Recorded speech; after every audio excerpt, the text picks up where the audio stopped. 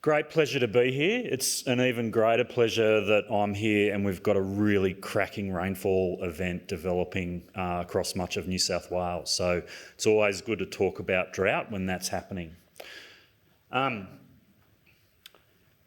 I'm going to talk about our efforts in New South Wales to monitor drought. We're going to try and focus that by just reflecting on what contribution does drought monitoring make to drought policy and management. What have we learnt in New South Wales during the current drought event? And then, just do some foresighting. How can drought monitoring evolve into the future? As a way of setting context, I'd like to outline some very broad features of how we approach drought management. Certainly to manage drought, we need a lot of knowledge and know-how. Drought monitoring is part of that. It's about building awareness in near real time about the past and about the future. But there are other types of knowledge, and up on the screen, I've done a screen dump of some of the drought recovery guides. These are some of the nuts and bolts agronomy of managing a farm during drought, and also DPI's drought feed calculator. In order to manage drought day to day, we need a lot of knowledge, a lot of know-how. People often forget about people. Drought is about people. We know that there are huge impacts on people's mental health, and there are a number of programs out there, for example, the Rural and Remote Health Program, to try and deal front on. But it's also about quality of decision making, and there's a lot of activity with people about engagement, about sharing knowledge. There's some really good programs such as the Rural Resilience Program and others in New South Wales. Drought's also about physical resources. At a very simple level, it's a shortage of water, which leads to things like shortages of fodder or water in farm dams and irrigation water. It's about fluctuations in these physical resources. Very important component of it are financial resources. Huge impact is impact on farm cash flow. Farmers stop spending and that flows out into regional economies, and we start seeing those broader impacts. Government sometimes gets in at that point during a drought, tries to help. We also see other measures such as the Farm Management Deposit Scheme, which is about building up the nest egg so we can manage and hopefully get back into full production a lot quicker. So I'd like you just to reflect on drought management. It's a lot about these pillars and how they're organised. The fluctuations in our resources, the variability, whether or not you know about it, whether or not you're fully aware of it, and in particular the timing of the activities carried out by people. Are we doing this pre-drought in the so-called preparedness phase? Are we doing it within drought? There's a constant debate about drought management and that balance. Obviously today I'm only talking about a small component and the contribution that drought monitoring makes to this sort of broad approach to managing drought. Back in 2015-16, in an inter-drought period, DPI undertook some R&D to rejuvenate our drought monitoring effort. We were pulling a lot of disparate information from various sources, and we made the decision to try and consolidate it. We had some objectives. We wanted to recognise drought a lot earlier than has been done in the past. We wanted to really address this issue of rainfall effectiveness. We need to go way beyond just looking at drought through the rain gauge. We actually need to account for the complexities of impacts on crops and pastures. We need to cater for a wide variety of drought types, and we'll drill into a bit more detail about what that looks like. Key message here, a lot of work done in community engagement and empowerment to build a drought monitoring system. This all happens way before the drought event. Workshops, getting into the nitty-gritty, really understanding how people on the ground actually think about drought and trying to reflect that in the behaviour of the monitoring system. Really crucial, often overlooked at people's peril. Really importantly, we don't link drought monitoring to farm level administration of drought support. We've really moved well away from utilising drought monitoring. It's more about general awareness. It's not a thing that sits between a farmer and whether or not they can access drought support or get engaged in their community and so on. It's a really important feature of what we've done.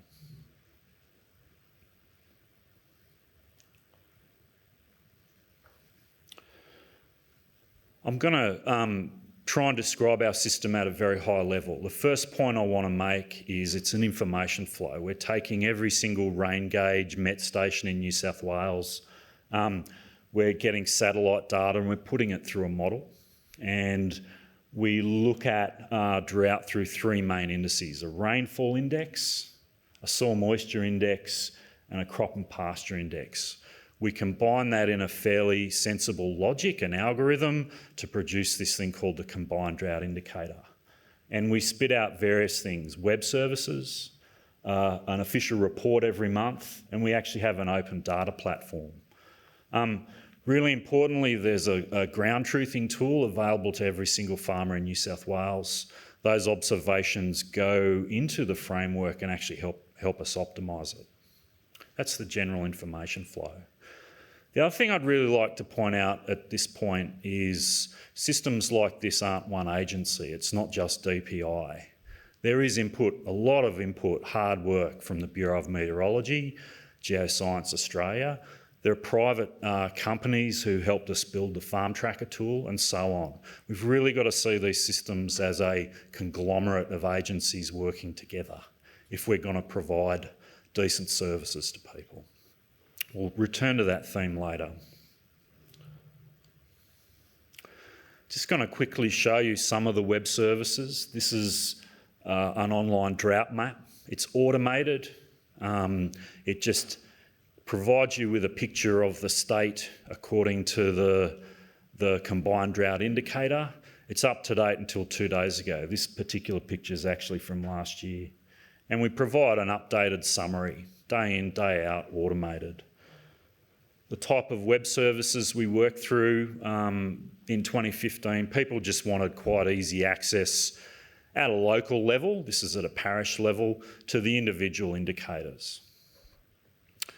Really importantly, to develop this web service, we configured it so it would actually work on a crappy 2G network in Wilcannia. We actually took a lot of the fancy stuff out of it, just did that hard work with stakeholders and pared it back to the bare minimum around what they want. As I mentioned, as part of national drought policy from quite a few years ago, New South Wales agreed to every month just provide a written official update. A lot of the information from the system I described feeds into that. We also pull in other information to verify the system each month. We need to very carefully go through and look at, for example, where we have data quality issues and provide a fair income scientific report each month. Systems like the Enhanced Drought Information System also allow us to do some analysis of droughts. Here's an example.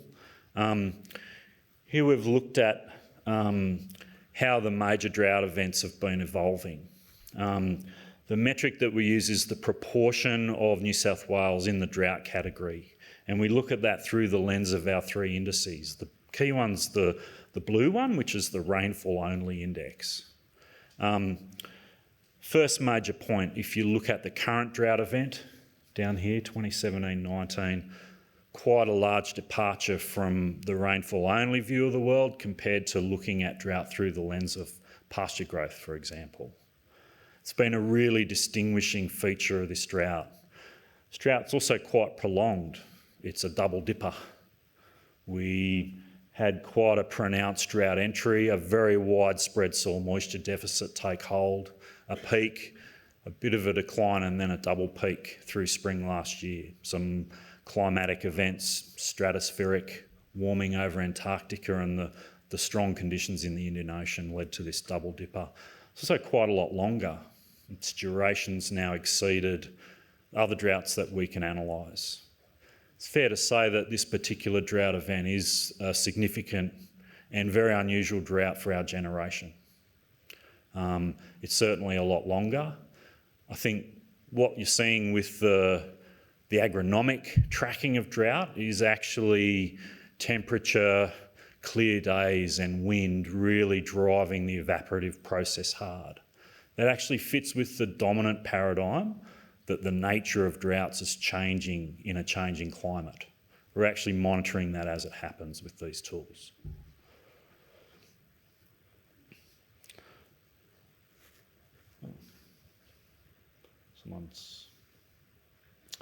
Fortunately, the slide that I've got hasn't worked for some reason.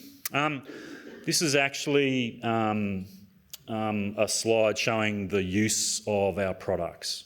We've had just under 300,000 hits to the web page over the current drought period. We've done 247 bespoke data requests. We've had something like 1,000 downloads of data through our open data portal. These products are proving to be incredibly popular. The bar chart there that's come up actually shows predominantly a lot of the uses come from within government itself. People separate to DPI who might be running drought programs or wanting to utilise the data.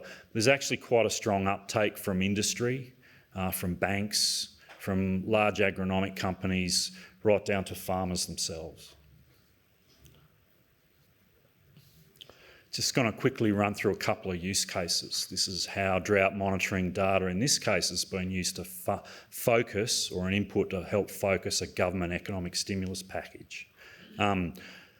Drought monitoring is one of many inputs into a multi-criterion analysis where they look at things like other contextual factors like immediate, is the project shovel ready? What's its long-term implications for resilience and so forth. But it is an example of how drought monitoring does contribute. We do a hell of a lot of work with producers and communities. My team itself has done over 45 community workshops, but we've actually provided background information to hundreds of community workshops. Principally, the best view of our drought indicators have been these time series graphs. We've done work with farmers looking at how their take on the current drought fits with our drought indicators, proving to be quite a valuable knowledge building exercise. It's going to change tack now and actually reflect on where we think drought monitoring will go in the future. Very strongly, drought monitoring tools in the future will be genuinely farm scale and they'll be highly locally accurate. The map up there, if you can see it, provides a bit of context. Our current reporting are those red boundaries, they're parishes, collections of 30, 40 farms. We now have the climate data to go to farm level, if you can see them, the blue. So the amount of data is exploding. It's getting much bigger.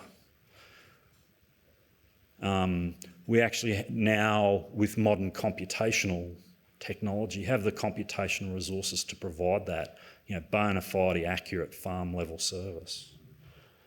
Other things are changing. It's an example of a technology trend. This is the new Sentinel-2 remote sensing provided for free by Geoscience Australia. I'll put that up to just really show you we can provide farm and sub-paddock views of vegetation condition now. Probably a more profound thing is the type of technology that we have. Traditionally we've got a lot of information out of the met gauges. Well, we're now able to install third-party climate networks and actually provide that highly detailed granular view that farmers want. It's even more profound, the telemetry and data sharing technology. really breaking down the connectivity barrier, things like low power wide area networks, wide area Wi-Fi, Sigfox and others. Indeed, satellite-based telemetry are a reality.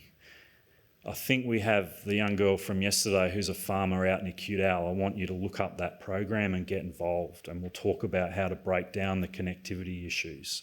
This particular climate smart pilot project will be the first regional open sensor network, and it's in your region. It's in the Central Tablelands. So please get involved. We're just starting to see this stuff grow. We're going to see a real explosion of the quality and accuracy of data and information available to farmers. In fact, farmers will become brokers of data and they'll become full partners in this research as we go forward. It's exciting times. Tied in with that is the growth of the digital economy, the API economy.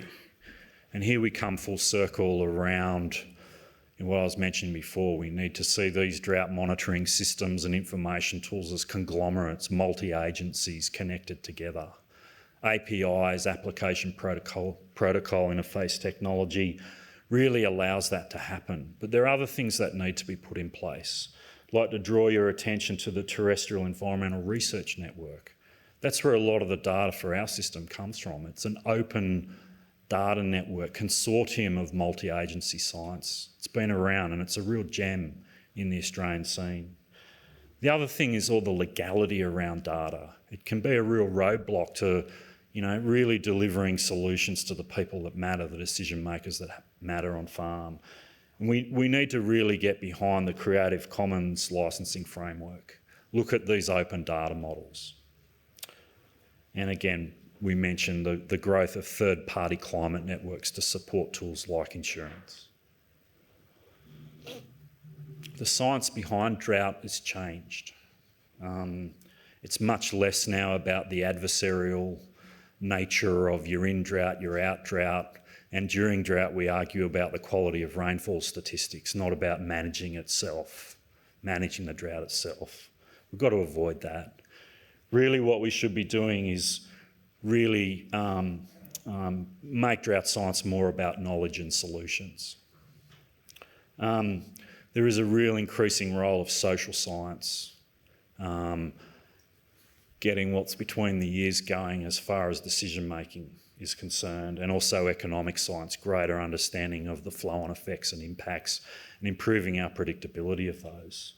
And above all, really high levels of engagement. That's been the most fruitful thing. Forget the technology and the whiz-bangery. It's actually engaging with people at the right time to build these types of tools that's the key. So a quick recap. Drought monitoring can make a valuable contribution at a lot of levels, but it needs to be seen as part of a broader management framework. It's not a magic bullet in its own right. There's huge value in improving our science infrastructure, these data sets, if you like, and the openness of them. But we mustn't forget that drought's as much about people, other resources and other areas of knowledge, other know-how, other pieces of know-how. I think that drought monitoring's contribution to the preparedness phase. It alarms me how many farmers don't know their median rainfall, for example, or don't know how many droughts to expect in the next decade, or how many they've had in the last decade. And we've got to move right away from the model of declarations and triggers. And drought monitoring and science itself is evolving. We're going to see farm-level, robust, highly accurate, pertinent information, instantaneous on the phone or the computer, out to farmers that want it. We really need to consider open and connected data as the model to carry this forward. And, highly participative efforts in drought science. Thank you.